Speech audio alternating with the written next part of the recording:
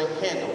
The oil is then put into the servant candle and dispersed. And it cuts. And sometimes that marrow, when it gets cut, it hurts. Right? And he's separating and pruning and allowing us to be put in a position where you can grow. Right? But it hurts. So every time this opportunity comes up, I don't take it lightly. And it has that little scare factor, because it's like, Yahweh's going to open up something that's going to hit me. And I'm standing up here, an open vessel, and some of y'all, your thoughts are going through your head. I got to say what's going through my head, right? So sometimes my stuff comes out. But you know what? That's what the word is for. And this time of Shavuot especially gives us such a beautiful picture of Yahweh's love for his people. So we're going to talk about Shavuot from the standpoint of the servant candle. Shavuot from the standpoint of the servant candle. If we look at Shavuot, whether you start with Passover or whether you're starting with trumpets, Shavuot is dead in the center. And by the way, I like when y'all talk back. Okay, I'm not in the room by myself, so I like. We're here with you, brother. Yes, sir. We're here. So it's right in the middle, right? If we then understand what that represents, we get a beautiful picture. We really, really do. So let's begin to look into some scripture and talk about this. And we want to keep a few things in mind. Number one, its position. Number two, that these branches are around it and feed from it. Right? And y'all answer this for me. If these branches were then disconnected from the servant, would they continue to shine their light? Nope. They would not. Nope. So even if we look at the pattern of the feast, let's go from it from this angle. If we say Passover is this one day, and then we have these 7 days of unleavened bread, that's a 1 and a 7, right? And then let's go to the end. And then we've got, let's look at tabernacles and how that's designed. Where we have these 7 days, it says celebrate for 7 days, and then he says on the 8th day is a set apart gathering. So you have 7 and 1. So at the beginning of the pattern, we have a representation of 1, then 7. In the end of the pattern, we have a representation of 7, then 1. Right? Let's go dead to the middle. We then go back to the time of unleavened bread, and we're supposed to count how many Sabbaths? 7. Which gets us to what? 49. And then add 1. Again, 7, 1. So we start out the same pattern. Look at that same pattern. Do it again. At the beginning, we have 1, then 7. At the end, we have 7, then 1. And dead in the middle, the same pattern is represented. We have 7, a 7 cycle of 7, and then add 1 day. Same pattern. And then remember this. Anybody ever wonder, the scripture, it talks about these feast days, and then it goes and says 3 times, and it seems like it's narrowing it down to 3 feasts. And so people then say, well, which 3 are we supposed to do? Well, think about these patterns. In the first set, they're grouped together. You go to Jerusalem, you ain't coming back. You're not going to go for Passover and go home and do unleavened bread and come back. You're not going to do that. If they went to Jerusalem, they were there.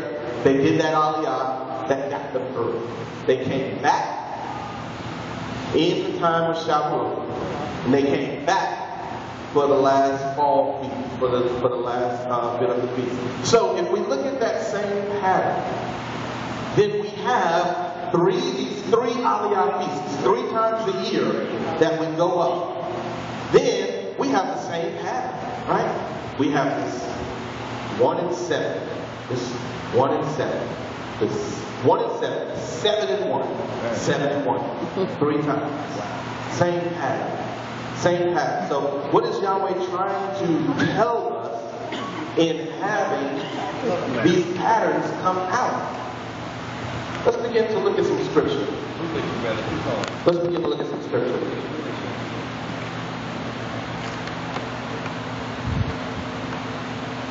All right, let's look at Matthew, and we're going to turn to chapter 20.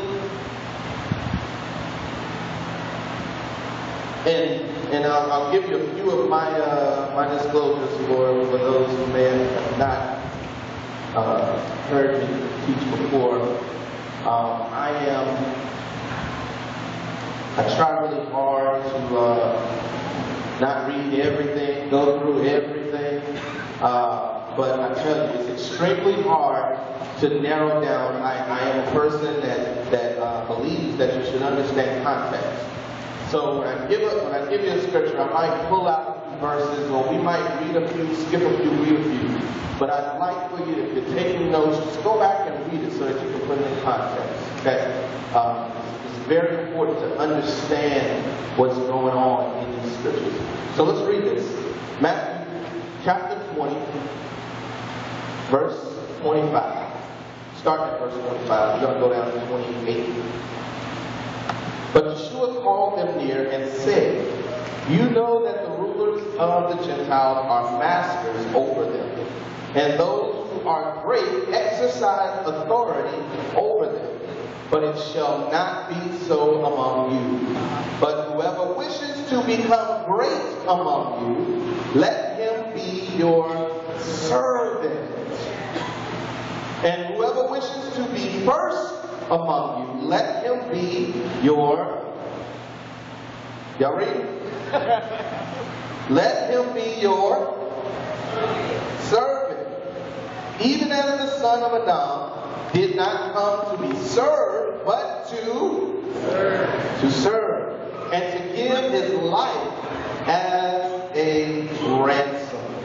To give his life as a ransom. Now let's jump over to John chapter 15. And I'm going to give you a little bit of a disclosure here, because after I said what I said, y'all understand.